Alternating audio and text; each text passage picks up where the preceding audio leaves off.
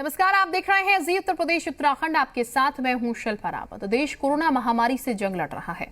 Virus के संक्रमण और बीमारी से अपनों को बचाने के लिए आम आदमी लड़ रहा है। ये एक बहुत बड़ी मानवीय त्रासदी है जिसका सामना मिलजुल कर ही किया जा सकता है। वक्त की इसी मांग ने कुछ लोगों को अपने पर आए नफे नुकसान और स्वार्थ को छोड़कर कुछ बड़ा करने की प्रेरणा दी है। हमारे आपके आसपास ऐसे तमाम लोग हैं जो इंसानियत का फर्ज निभा रहे हैं, बिना लालच के दूसरों की जान बचाने में लगे हुए हैं। मुश्किलों के हर दौर में ऐसे लोगों ने मिसाल कायम की है। जी मीडिया ने हमेशा ऐसे लोगों को के जोश, जुनून और जज्बे को सलाम किया ताकि उनकी कहानी दुनिया के सामने आ सके, उनके जैसे तमाम लोगों को और बेहतर करने की प्रेरणा मिल सके। अपने इसी परंपरा और विश्वास को कायम रखते हुए आज हम पूरा दिन समाज के ऐसे ही रियल हीरोज की कहानी आपके सामने रख रहे हैं। जी मीडिया की ये पहल है जिसे हमने नाम दिया है द रियल हीरोज।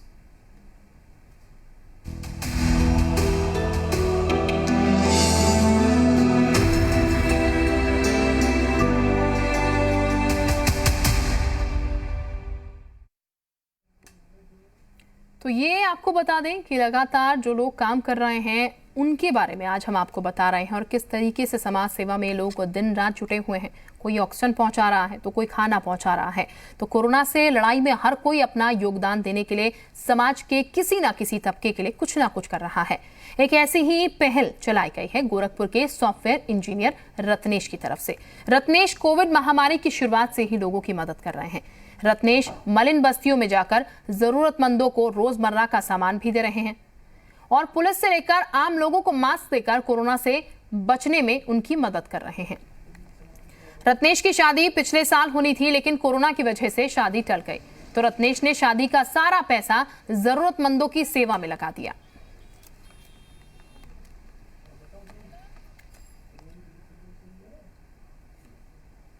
तो पूरा देश इस समय काफी मुश्किल दौर से गुजर रहा है। जिस तरफ देखो उस तरफ बस कोरोना की ही बातें होती है। कहीं लाशों के ढेर लगे हैं, कहीं ऑक्सीजन सिलेंडर नहीं है, तो कहीं अस्पतालों में बेड ही नहीं है। लेकिन देश में चारों तरफ से बुरी खबरें ही सामने आ रही हैं। ऐसा नहीं है, कुछ लोग हैं जो इस मुश्किल घड़ी में जरूरतमंदों का सहारा बने हुए हैं। ऐसा ही हौसला दिखाया है लखनऊ के राहत इंसानियत ट्रस्ट के ट्रस्टी चांद कुरैशी ने। चांद कुरैशी खुद पूरा दिन रोजे में भूखे प्यासे रहकर कोरोना मरीजों की सेवा कर रहे हैं। राहत ट्रस्टी की तरफ से सभी जरूरतमंदों को फ्री में ऑक्सीजन सिलेंडर दिए जा रहे हैं। एक और जहां लोग इस मुश्किल घड़ी में कालाबाजारी और जमाखोरी करते दिखाई दे रहे हैं, तो दूसरी ओर चांद कुरैशी जैसे लोग इस देश की उम्मीद को जिंदा रखे हुए हैं। चांद कुरैशी कहते हैं कि हमें सिर्फ सरकार के भरोसे नहीं बैठना चाहिए, बल्कि जितना हो सके लोगों की मदद करनी चाहिए।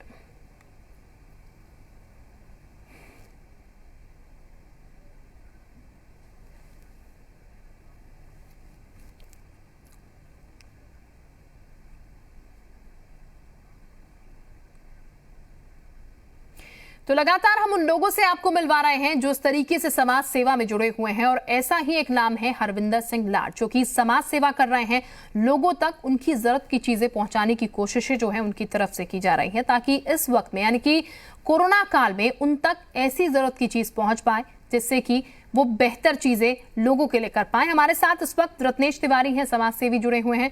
इसके साथ हरविंदर सिंह लाड हैं, अध्यक्ष हैं श्री गुरु सिंह सभा के। इसके अलावा चांद कुरैशी हैं, समाज सेवी। आप तीनों का सबसे पहले बहुत स्वागत और बहुत शुक्रिया भी जो काम आप तीनों कर रहे हैं समाज के लिए, क्योंकि प्रेरणा स्रोत आप समाज के लिए इस वक्त हैं। रियल हीरोज हम आपको ऐसे ही नहीं कह रहे क्योंकि आप आम नहीं है, आप वाकई में खास हैं और खास बनकर काम कर रहे हैं। सबसे पहले मैं रत्नेश आपके पास आती हूँ।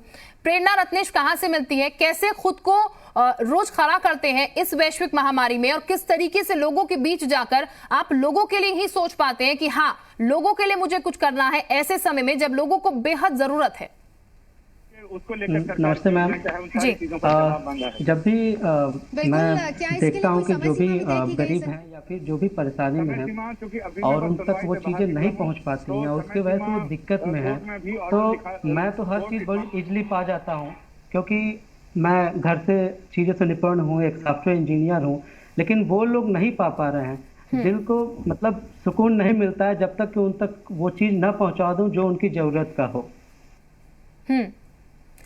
बिल्कुल। तो ऐसे में जी रत्नेश, जो लोग जी जहाँ से भी लगातार 5-6 वर्षों से मैं अपने शहर में अपने लोगों के बीच में हूँ, तो जिन्हें मालूम है कि मेरे द्वारा ये सब कार्य होता है वो मुझ तक पहुंचते हैं या किसी न किसी की वजह से पहुंचते हैं। जो मेरे तक खबर आ गई कि यहाँ पे कुछ ज़रूरत है, मैं और मेरी टीम तत्पर है वहाँ तक पहुँचाने के लिए वो सामान। बिल्कुल, देखिए यही है, एक टीम वर्क है इस वक्त, और ये आपकी इंसानियत है, ये आपका अच्छापन है कि लगातार आप इस काम में जुटे हुए हैं और दिन रात आपके साथी भी आपके साथ काम कर रहे हैं। ऐसे ही लोगों की इस वक्त जरूरत है हमें, जो कि एक चेन बनाकर चलें और लोगों तक सहायता जो है पहुंचाने का काम करें। चांद कुरैशी साहब हमारे साथ पहले भी जुड़े थे, एक बार फिर चांद कुरैशी साहब हमारे साथ जुड़ चुके हैं। चांद कुरैशी साहब, एक तरफ रोजा आप रखते हैं, उसके बाद वो भी हम देखते हैं कितना हेक्टिक वो हो जाता है, कितना कठिन वो होता है, और उस बीच लोग उम्मीद के साथ आपके द्वार पर पहुंचते हैं, उनकी मदद भी आप करते हैं। मैम, रोज़ा तो अपनी जगह पे अगर हम रोज़े को देखेंगे तो हम अपनों की मदद नहीं कर सकते जी। तो हमारे ये सब जो भी इस वक्त पीड़ा हो रही है वो सब हमारे अपने हैं।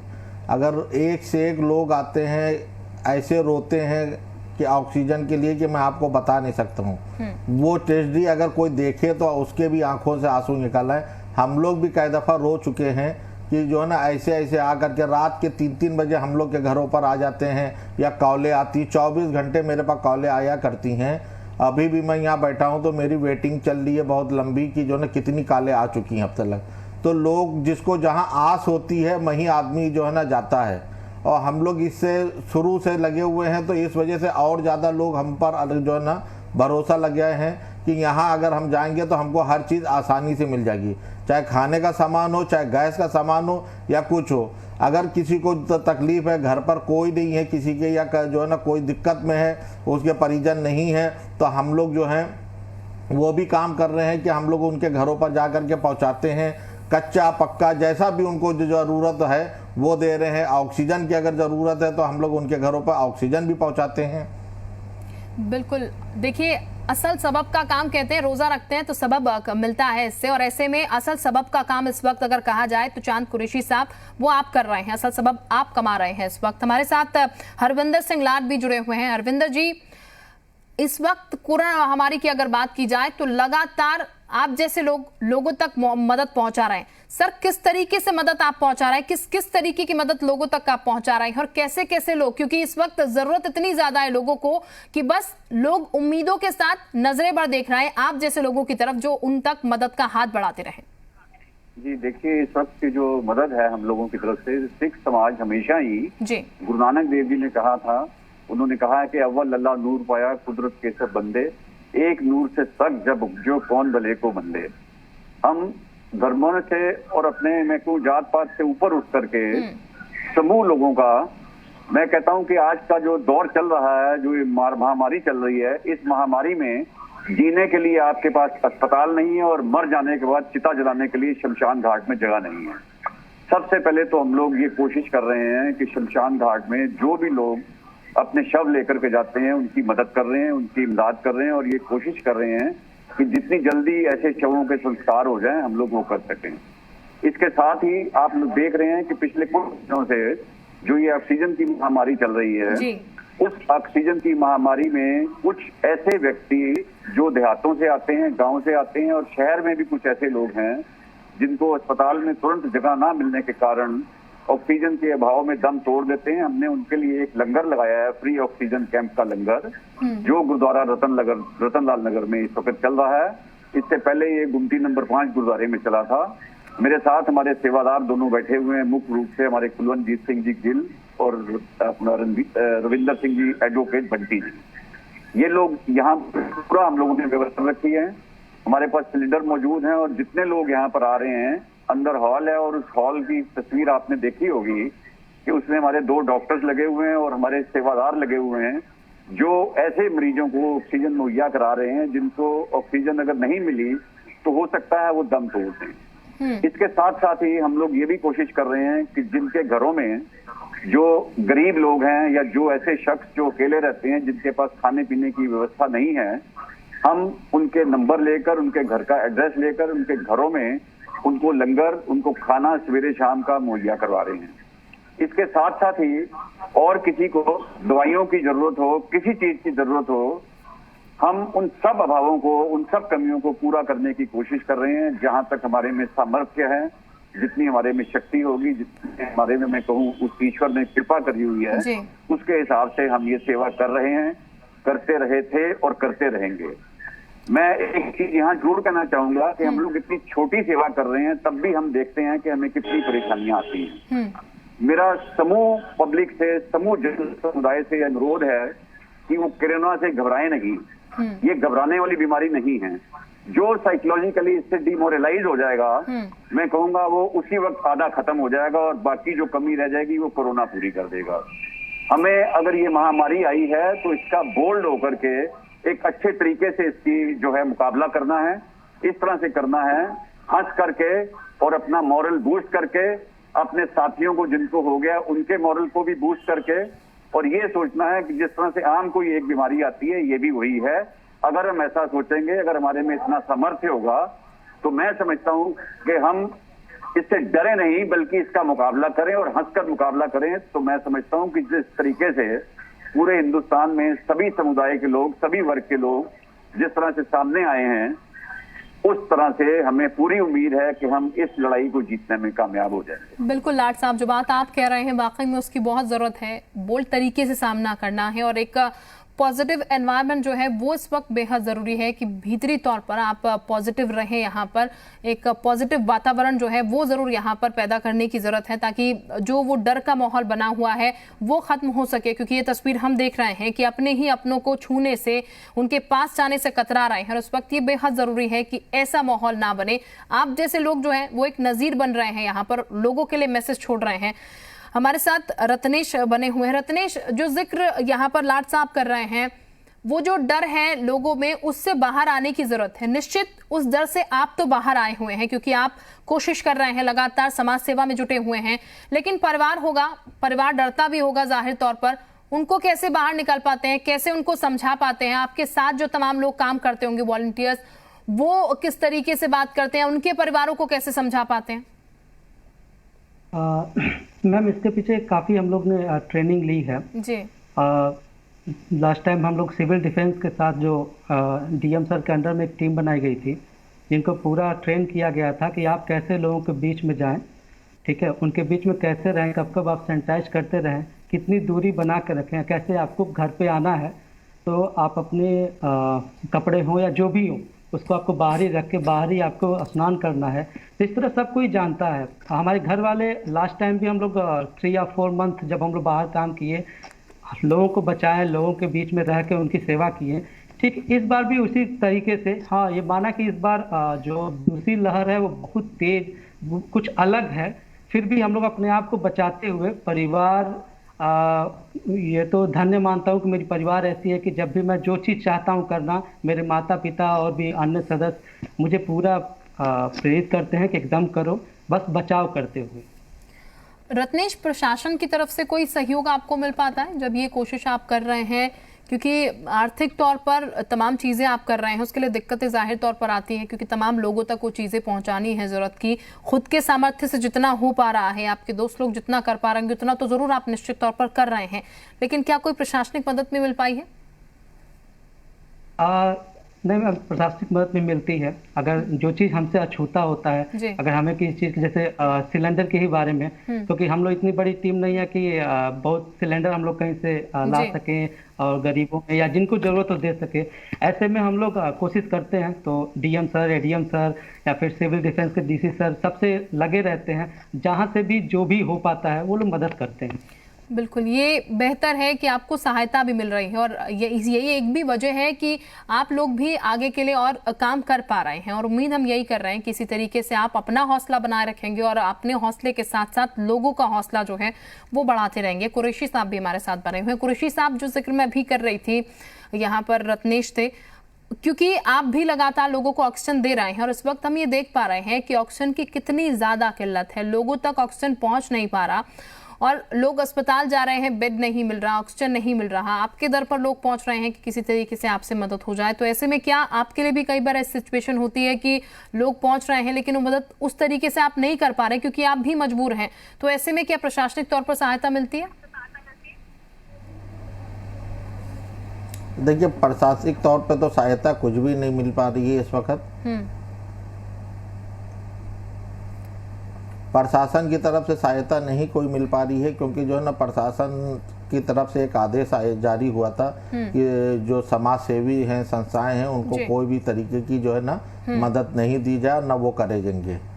तो बाकी आदमी अपने पर्सनल बिहाफ के ऊपर और रिस्क पर अपना कर रहा है काम और लोगों की मदद कर रहा है, क्योंकि ये वक्त ऐसा है कि अगर हम किसी को देखेंगे या किसी को सुनेंगे तो हम काम नहीं कर सकेंगे, लोगों का दर्द नहीं बांट सकेंगे, क्योंकि ये बहुत ही भयानक रूप है जिसको हम आपको समझने की जरूरत है।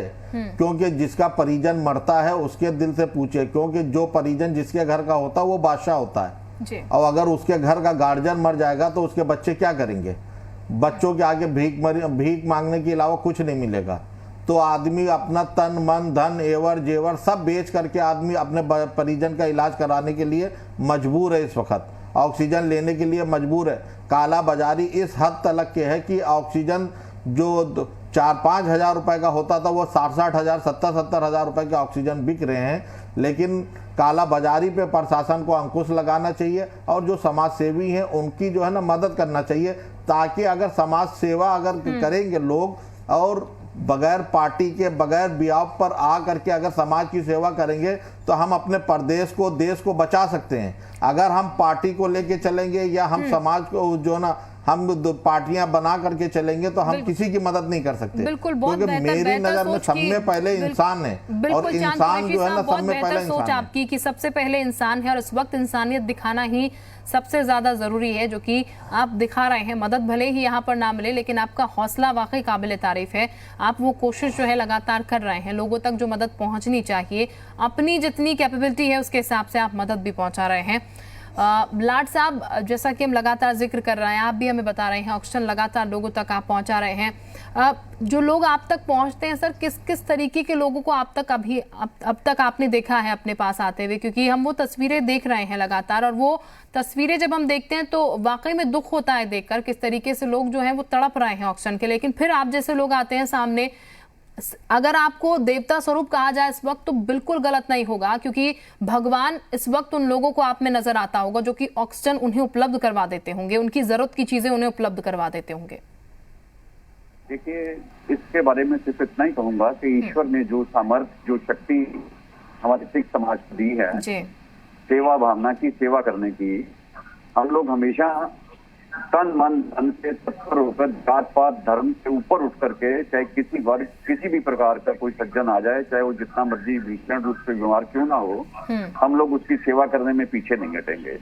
इसके साथ साथ मैं एक बात इतना जरूर कहूंगा कि लोगों में एक आस्था है कि ईश्वर से हम लोग प्रार्थना करें, प्रेयर करें, जीसस क्राइस्ट से, अल्लाह ताला से, उस ईश्वर से, वाहिगुरु जी से, कि इस महामारी से हमें दूर करे।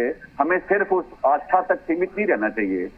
देखिए, आस्था बनी है मानवता के लिए, मानवता आस्था के लिए नहीं बनी है। जी। हम लोगों को जो भी इस कोरोना महामारी के रूप में सोशल डिस्टेंसिंग, सैनिटाइजिंग और जितने भी नॉर्म कोविड-19 के लिए बनाए गए हैं, या लोग हमें सवेरे शाम सरकार जो निर्देशित कर रही है, जो हमें एडवाइस कर रही है, इस वक्त वाकई में समझने की जरूरत है लोगों को कि लोगों को आगे आना होगा और मदद करनी होगी। और वाकई में आप तीनों जिस तरीके से काम कर रहे हैं बहुत सराहनीय काम ही, और इसी तरीके से आप काम करते रहिए और लोगों के लिए प्रेरणा बनते रहिए। आपके हाथ जो है बहुत लोगों को मदद पहुंचा रहे हैं। बहुत शुक्रिया आपका हमारे साथ जुड़ने के लिए।